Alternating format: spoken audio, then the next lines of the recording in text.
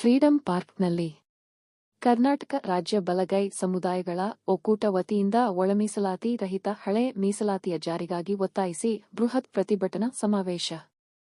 ಭಾರತದ ಸರ್ವೋಚ್ಚ ನ್ಯಾಯಾಲಯವು ದಿನಾಂಕ 01.08.2024 ರಂದು ಒಳಮೀಸಲಾತಿಯನ್ನು ನೀಡಲು ಆಯಾ ರಾಜ್ಯಗಳಿಗೆ ಅಧಿಕಾರವಿದೆ ಎಂದು ತೀರ್ಪು ನೀಡಿದ್ದು, ಪರಿಶಿಷ್ಟ ಜಾತಿಯಲ್ಲಿ ಬರುವ ಎಲ್ಲ ಉಪಜಾತಿಗಳಿಗೂ ಸೂಕ್ತ ಪ್ರಾತಿನಿಧ್ಯ ಸಿಗದ ಬಗ್ಗೆ ಖಚಿತವಾದ ಅಂಕಿಅಂಶಗಳ ವರದಿ ಆಧಾರದ ಮೇಲೆ ಹಾಗೂ ಅಗತ್ಯವಾದ ಪೂರ್ಣ ಅಂಕಿಅಂಶಗಳನ್ನು ಪಡೆದು ಒಳಮೀಸಲಾತಿ ನೀಡಬಹುದೆಂದು. ಆದರೆ ಅನುಕೂಲ ಸಿಂಧು ರಾಜಕೀಯಕ್ಕಾಗಿ ಮನಸ್ಸಿಗೆ ಬಂದಂತೆ ಒಳಮೀಸಲಾತಿ ನೀಡಲಾಗದು ಎಂದು ರಾಜ್ಯ ಸರ್ಕಾರಗಳು ಮಾಡುವ ಮೀಸಲಾತಿ ವರ್ಗೀಕರಣವು ನ್ಯಾಯಾಂಗದ ಪುನರ್ ಪರಿಶೀಲನೆಗೆ ಒಳಪಟ್ಟಿರುತ್ತದೆ ಎಂದು ತೀರ್ಪಿನಲ್ಲಿ ಸ್ಪಷ್ಟಪಡಿಸಿದೆ. ಸದರಿ ತೀರ್ಪಿನನ್ವಯ ಕರ್ನಾಟಕ ಸರ್ಕಾರವು ನ್ಯಾಯಮೂರ್ತಿ ನಾಗಮೋಹನ್ ದಾಸ್ ರವರ ಅಧ್ಯಕ್ಷತೆಯಲ್ಲಿ ಒಳಮೀಸಲಾತಿ ಏಕ ಸದಸ್ಯ ವಿಚಾರಣಾ ಆಯೋಗವನ್ನು ನೇಮಕ ಮಾಡಿ ಸಮೀಕ್ಷೆ ನಡೆಸಿ ವರದಿಯನ್ನು ದಿನಾಂಕ 04.08.2025 ರಂದು ಪಡೆದು ದಿನಾಂಕ 18.08.2025 ರಂದು ಸಚಿವ ಸಂಪುಟದಲ್ಲಿ ನಿರ್ಣಯ ಕೈಗೊಂಡು ದಿನಾಂಕ 03.09.2025 ರಂದು ನೇರ ನೇಮಕಾತಿಗೆ ಸಂಬಂಧಿಸಿದಂತೆ ಹೊರಡಿಸಿರುವ ಆದೇಶವು ಪರಿಶಿಷ್ಟ ಜಾತಿ ಬಲಗೈ ಸಮುದಾಯಕ್ಕೆ ಮರಣ ಶಾಸನವಾಗಿದೆ.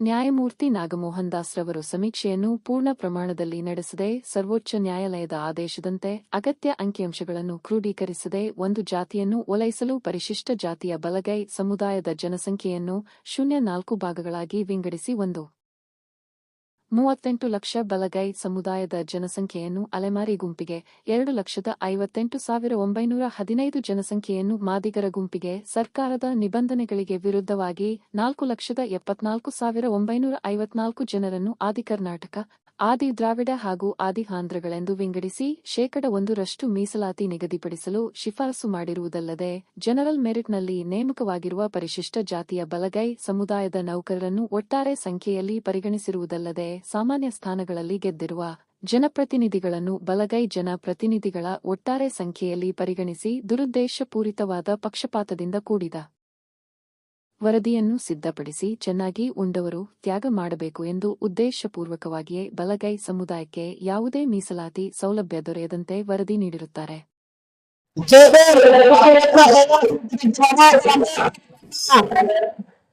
ನಮ್ಮ ಸಮುದಾಯದ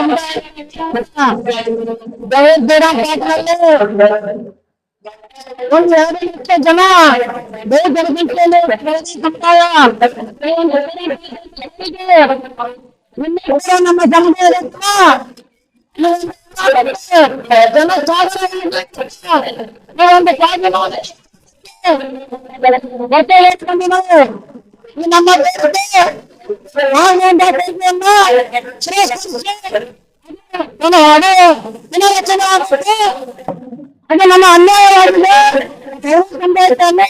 ರಾಜ್ಯ ಸರ್ಕಾರ ಯಾವ ಅಧಿಕಾರಿಗಳು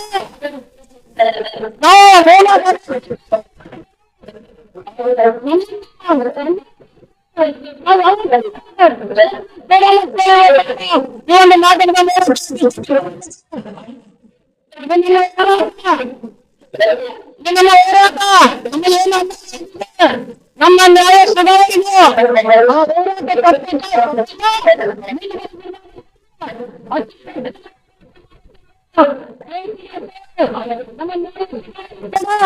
ಹೋರಾಟ ಮಾಡೋದು ತಪ್ಪಲ್ಲ.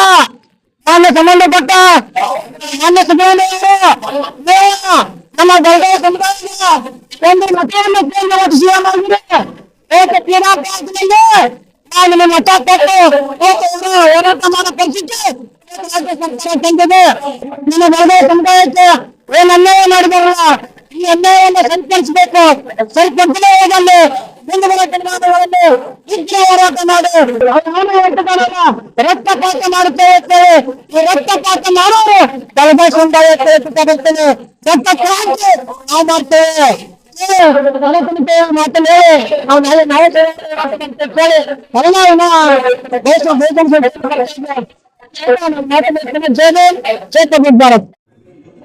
ಅದು ವಿಶ್ವನಾಥ್ ಕರ್ನಾಟಕ ಜಿಲ್ಲೆಯ ಸ್ವಲ್ಪ ತಾಲೂಕಿನ ಪ್ರತಿನಿಧಿಗಳು 25 ಮಾರ್ಚ್ 2024 ಈ ಸಭೆ ಒಂದೇನು ವೈಜ್ಞಾನಿಕವಾಗಿ ಎಸ್ಸಿ ರೈಟ್ ಕಮ್ಯುನಿಟಿಗೆ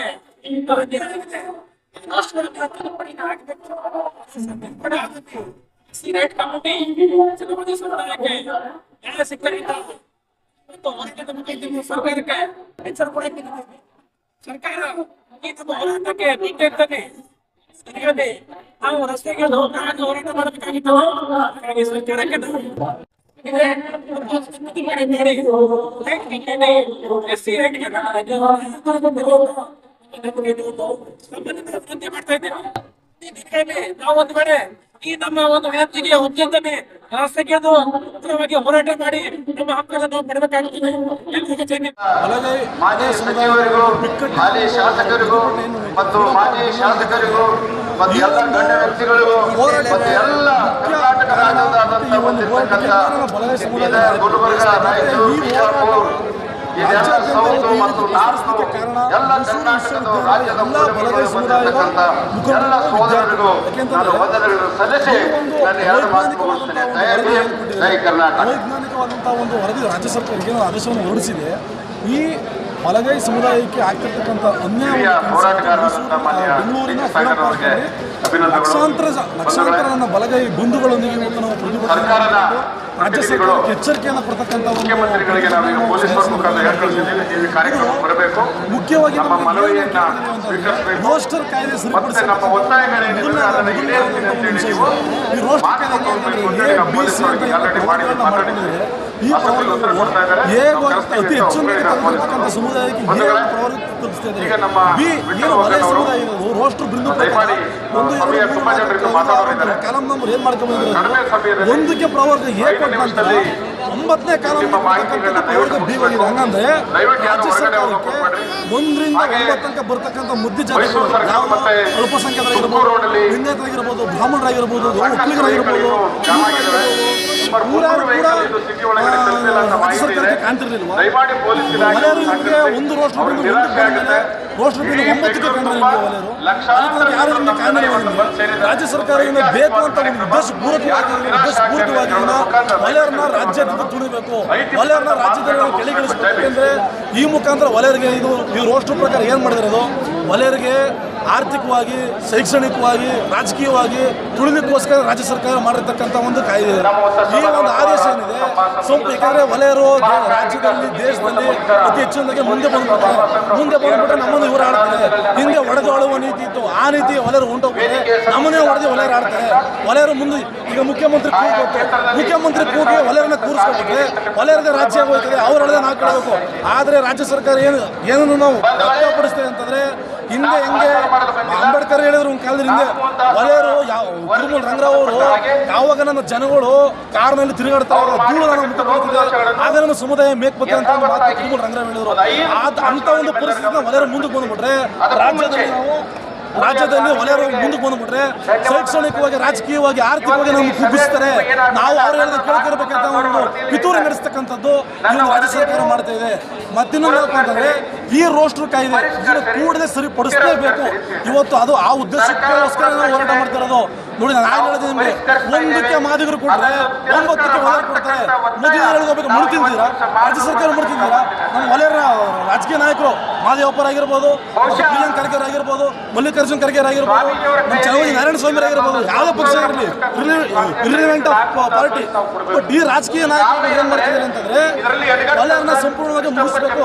ಯಾಕಂದ್ರೆ ನಮ್ಮನೆ ಅನ್ನ ಊಟ ಮಾಡ್ತಾರೆ, ನಮ್ಮನೆ ಅನ್ನ ತಿಂತಾರೆ, ನಮ್ಮನೆ ತಿಂತಿರ್ತಾರೆ. ನೀವು ನಮ್ಮನೆಗೆ ದ್ರೋಹ ಮಾಡ್ತೀರಿ ಅಂತಂದ್ರೆ ನೀವು ಇಷ್ಟು ತಿಂಗಳಾಯ್ತು ಮೀಸಲಾತಿ ಜಾರಿ ಮಾಡಿ ಯಾರು ಒಬ್ಬ ರಾಜಕೀಯ ನಾಯಕರು ಸದನದಲ್ಲಿ ಚರ್ಚೆ ಮಾಡಿದ್ರಿ? ಯಾರು ಒಬ್ಬ ರಾಜಕೀಯ ನಾಯಕರು ಮುಂದೆ ಬಂದಿರೋ ಬಗ್ಗೆ ಮಾತಾಡೋಕೆ ಯಾಕೆ ಬಂದಿಲ್ಲ? ಎಲ್ಲ ರಾಜಕೀಯ ಚೇಳಗಳಾಗಿದ್ದಾರೆ. ನೀವು ಹೇಳ್ದಂಗೆ ಕೇಳ್ತಿದ್ದೀರಿ. ಹೆಂಗೆ ಕೇಳಿ ವಲಯರ ಸಂಪೂರ್ಣ ಮುಗಿಸ್ಬೇಕು, ವಲಯರು ಇರಬಾರ್ದು ಅಂತಕ್ಕಂಥ ನಿರ್ಣಯ ಆಗಿದೆ. ಆದ್ರೆ ಇದಾಗಲಿಕ್ಕೆ ಯಾವ ನಮ್ಮ ವಲಯ ಬಂಧುಗಳು ಬಿಡಲ್ಲ. ಇವತ್ತು ಆ ಕಾರಣಕ್ಕೋಸ್ಕರ ಇವತ್ತು ಬೆಂಗಳೂರು ಬಂದಿರೋದು ನಮಗೆ. ಆಮೇಲೆ ನಾವು ಯಾವುದೇ ಸಮುದಾಯ ಪರ, ಯಾವುದೇ ಸಮುದಾಯ ವಿರೋಧ ಇಲ್ಲ.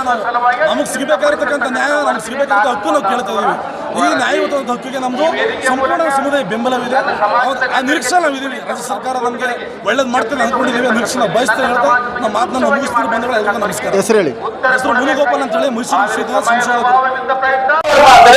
ನನ್ನ ಹೆಸರು ಮಾರುತಿ ಗಂಜಗಿರಿ ಅಂತೇಳಿ 3 ವರ್ಷದ ರಾಜ್ಯ ಮುಖಂಡ ಭಾರತೀಯ ಸಂವಿಧಾನದ ಚೌಕಟ್ಟಿನಲ್ಲಿ ಇಂದು ಬೆಂಗಳೂರಿನ ಸ್ವತಂತ್ರ ಉದ್ಯಾನವನದಲ್ಲಿ ನಡೀತಕ್ಕಂತ ಏನು ಬಲಗೈ ಮೀಸಲಾತಿ ಹೋರಾಟಕ್ಕೆ ರಾಜ್ಯದ ವಿವಿಧ ಮೂಲೆಗಳಿಂದ ಅನೇಕ ಜನರು ಆಗಮಿಸುತ್ತಿದ್ದು, ಅಂದ್ರೆ ಕಲಬುರಗಿ ಜಿಲ್ಲೆ ಚಿಂಚೋಳಿ ತಾಲೂಕಿನ ಸುಮಾರು 100 ಕಾರ್ಯಕರ್ತರನ್ನು ಆಗಮಿಸಿ ಏನು ಬ್ಯಾನರ್ ಅನ್ನು ಹಿಡಿದುಕೊಂಡು ಒಳಗಡೆ ಸ್ವತಂತ್ರ ಉದ್ಯಾನವನದಲ್ಲಿ ಪ್ರವೇಶ ಮಾಡ್ತಿದ್ದಂತೆ ಏನು ಮೀಸಲಾತಿ ಹೋರಾಟಕ್ಕೆ ಜಯವಾಗಲಿ ಅಂತ ಹೇಳಿ ಕೂಗು ಹಾಕ್ತಿದ್ದೆವು.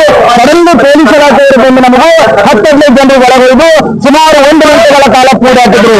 ಅವಾಗ ನಾವು ಮಾಧ್ಯಮ ಮಿತ್ರರಿಗೆ ಮತ್ತು ಈ ಹೋರಾಟದ ಏನು ಮುಖಂಡತ್ವವನ್ನು ವಹಿಸಿರುವಂತ ಮಾನ್ಯ ಬ್ಯಾಂಕ್ ಪ್ರಕಾಶ್ ಸ್ವಾಮೀಜಿ ಅವರಿಗೆ ದೂರವಾಣಿ ಕರೆ ಮೂಲಕ ಮಾತನಾಡುವಂತದ್ದನ್ನ ಆಲಿಸಿದ ಪೊಲೀಸ್ ಇಲಾಖೆಯವರು ತಕ್ಷಣ ಬಂದು ನಮ್ಮನ್ನ ಬಿಡುಗಡೆ ಮಾಡಿದ್ದಾರೆ. ಅದಕ್ಕಾಗಿ ಈ ಒಂದು ಹೋರಾಟವನ್ನ ಹತ್ತಿಕ್ಕಕ್ಕೆ ಪ್ರಯತ್ನ ಮಾಡತಕ್ಕಂತ ಪೊಲೀಸ್ ಇಲಾಖೆಯವರ ಮೇಲೆ ಏನು ಕಾನೂನು ಕ್ರಮ, ಸೂಕ್ತ ಕಾನೂನು ಕ್ರಮ ಕೈಗೊಳ್ಳಬೇಕು ಅಂತೇಳಿ ನಾವು ಇವತ್ತು ನಮಗಾಗಿರ್ಬೋದು ಇನ್ನು ಅನೇಕ ಜನರಿಗೆ ಈ ರೀತಿ ಆಗಿದೆ ಅಂತೇಳಿ ನಮಗೆ ಕಂಡು ಬರ್ತದೆ.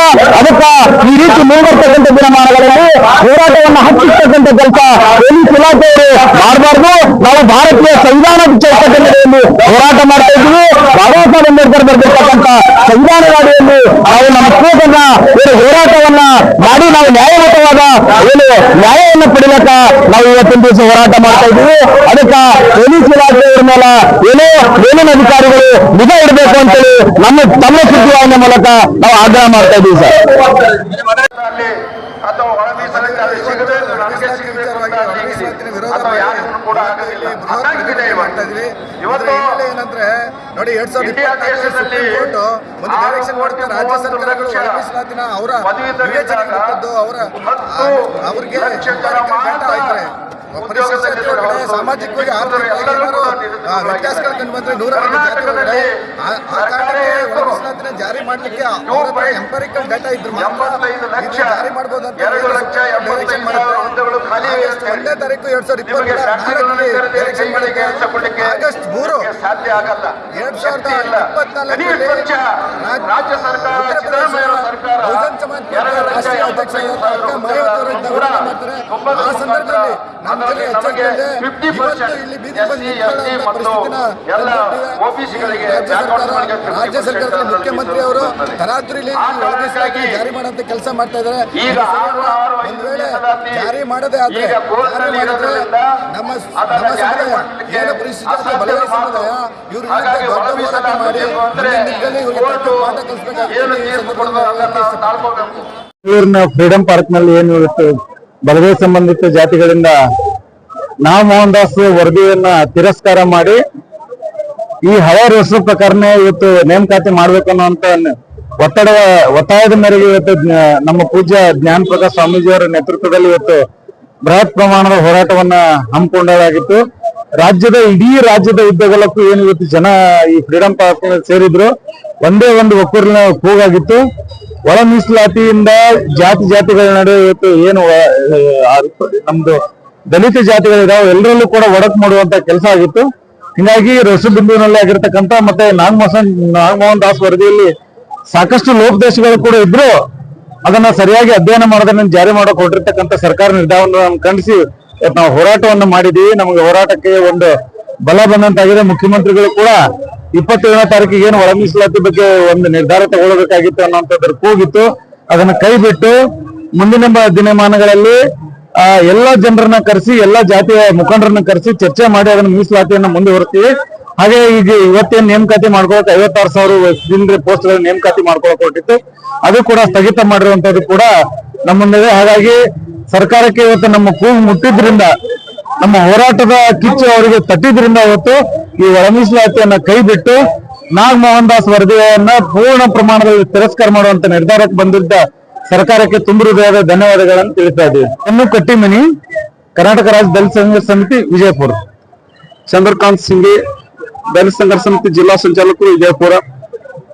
ಇಂದು ಹಮ್ಮಿಕೊಂಡಿರ್ತಕ್ಕಂಥ ಒಳ ಮೀಸಲಾತಿಯ ಹೋರಾಟದ ಒಂದು ಭಾಗ ಆಗಿರ್ತಕ್ಕಂಥ ಈ ಹೋರಾಟ ಹೆಂಗಪ್ಪ ಅಂತಂದ್ರ 101 ಜಾತಿಗೆ ಯಾವುದೇ ರೀತಿ ಅನ್ಯಾಯ ಆಗದ ಹಾಗೆ ಈ ಸಮಾಜದಲ್ಲಿ ಇದ್ದಿರ್ತಕ್ಕಂಥ ಸಣ್ಣ ಸಮಾಜಗಳು ಮತ್ತು ಸಣ್ಣ ಜಾತಿಗಳಾಗಿ ಹೊರದು ಹೋಗಿರ್ತಕ್ಕಂಥ 101 ಜಾತಿಗಳನ್ನು ಒಂದುಗೂಡಿ 15% ಕೊಟ್ಟಿರ್ತಕ್ಕಂಥ ಮೀಸಲಾತಿಯನ್ನು ಇಂದಿನ ಸರ್ಕಾರಗಳು, ಇಂದಿನ ಆಯೋಗಗಳು ಇವತ್ತ ಶಿಕ್ಷಣದಲ್ಲಿ ಮತ್ತು ಉದ್ಯೋಗದಲ್ಲಿ ಇವತ್ತು ಒಳ ಮೀಸಲಾತಿಯನ್ನು ಹಮ್ಮಿಕೊಂಡಿತ್ತು. ಆದ್ರೆ ಇವತ್ತಿನ ಒಳ ಮೀಸಲಾತಿಯಲ್ಲಿ ಅನೇಕ ಲೋಪದೋಷಗಳನ್ನು ಆಗಿದ್ದಾವೆ. ಇವತ್ತ ಸದಾಶಿವ ಆಯೋಗ ಆಗಿರ್ಬೋದು, ಆಲ್ನೂರು ವರದಿ ಆಗಿರ್ಬೋದು, ಮತ್ತು ಇವತ್ತ ಇವರು ನಾಗಮೋಹನ್ ದೇಶ ಅವರ ವರದಿ ಆಗಿರ್ಬೋದು, ಇವೆಲ್ಲವೂ ಅವೈಜ್ಞಾನಿಕವಾಗಿ ಆಗಿರ್ತಕ್ಕಂಥ ವರದಿಗಳನ್ನು ಇವತ್ತ ಸಮಸ್ತ ಶೋಷಿತ ಜನಾಂಗ 101 ಜಾತಿ ಇವತ್ತ ಈ ವರದಿಯನ್ನು ತಿರಸ್ಕಾರ ಮಾಡಲಕತ್ತೀವಿ ಅಂತಕ್ಕಂಥ ಮಾತು ಈ ಸಂದರ್ಭದಲ್ಲಿ ನಾನು ಹೇಳ್ತಾ ಇದ್ದೀನಿ. ಅದಕ್ಕೆ ಮಾನ್ಯ ಮುಖ್ಯಮಂತ್ರಿಗಳು ಈ ಒಂದು ವರದಿಯನ್ನು ನಾಗಮೋಹನ್ ದಾಸ್ ಅವರೇ ಇದು ಪರಿಷ್ಕರಿಸಿರಿ ಇಲ್ಲ ತಿರಸ್ಕರಿಸಿರಿ ಅಂತೇಳಿ, ಇದು ಬಹಳ ಒಂದು ಅವೈಜ್ಞಾನಿಕವಾಗಿರ್ತಕ್ಕಂಥ ವರದಿ ಆಗಿರೋದ್ರಿಂದ ಇದನ್ನು ತಿರಸ್ಕರಿಸಬೇಕಂತೇಳಿ ಈ ಸಂದರ್ಭದಲ್ಲಿ ನಾನು ಆಗ್ರಹ ಮಾಡ್ತಾ ಇದ್ದೀನಿ. ಅದೇ ರೀತಿಯಾಗಿ ಇವತ್ತ ಮುಂದಿನ ದಿನಗಳಲ್ಲಿ ಎಲ್ಲಾ ಸಮುದಾಯ 101 ಜಾತಿಯ ಸಮುದಾಯದ ನಾಯಕರನ್ನು ಕರೆಸಿ ಮಾನ್ಯ ಮುಖ್ಯಮಂತ್ರಿಗಳು ಎಲ್ಲಾ ಸಮುದಾಯದ ನಾಯಕರನ್ನು ಕರೆಸಿ ಒಂದು ಒಳ ಮೀಸಲಾತಿಯ ಒಂದು ವರದಿಗಳನ್ನು ಅಧ್ಯಯನ ಮಾಡಿ ಇಲ್ಲಿ ಈ ಸಮಾಜಕ್ಕೆ, ಈ ಜಾತಿಗೆ ಬೇಕಾದಂತ ಒಂದು ವರದಿಯನ್ನು ತಯಾರು ಮಾಡಕ ಈ ಸರ್ಕಾರ ಕೂಡಲೇ ಎಚ್ಚೆತ್ತುಕೊಂಡು ಒಳ ಮೀಸಲಾತಿ ಜಾರಿ ಮಾಡೋದಾದ್ರೆ ಮಾಡಲಿ ಅಂತಕ್ಕಂಥ ಮಾತನ್ನು ಈ ಸಂದರ್ಭದಲ್ಲಿ ನಾನು ಆಗ್ರಹ ಮಾಡ್ತಾ ಇದ್ದೀನಿ.